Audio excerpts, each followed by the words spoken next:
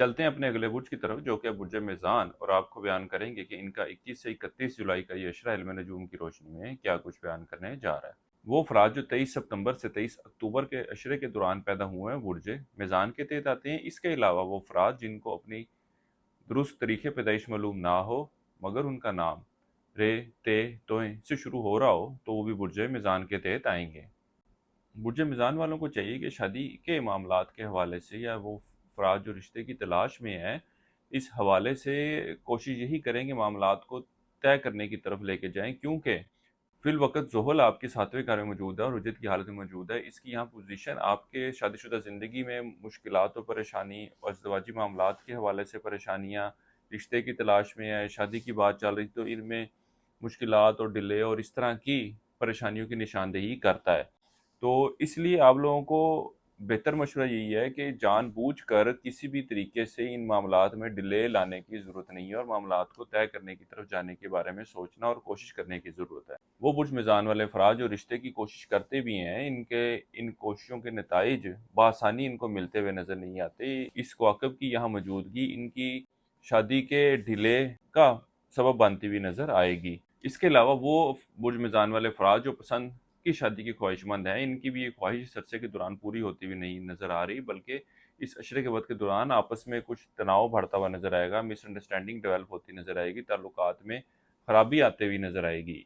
इसके साथ ही साथ इस अशरे का ये वक़्त माली मामलात के हवाले से भी कुछ मुश्किलात की निशानदेही कर रहा है। आप लोगों को चाहिए कि गैर ज़रूरी अखराजात पर काबू पाने की कोशिश करें और दुश्मनों की तरफ से भी मुहतात रहने की ज़रूरत है। ये भी आपको नुकसान पहुंचाने की हर मुमकिन कोशिश करते हुए नज़र आते हैं। अरसे के लिए एक वजीफ़ा आपको बता रहा हूँ, या अल्लाह, या लतीफ़ हो, या वदूद हो।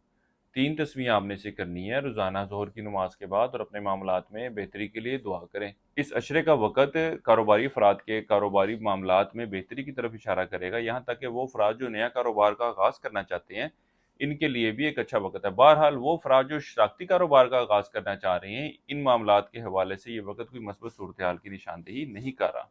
इसके अलावा कारोबार के आगाज़ के हवाले से आपको अपने छोटे बहन भाइयों की तरफ से भी कुछ सपोर्ट मिलती हुई नज़र आएगी। ये भी आपका इन मामलात के हवाले से हाथ बटाते हुए नज़र आ रहे हैं। इसी तरह वो कारोबारी अफराद जो मुलाजमीन की वजह से परेशान थे, अल्लाह के फजल व करम से इनकी भी ये परेशानी दूर होती हुई नज़र आती है।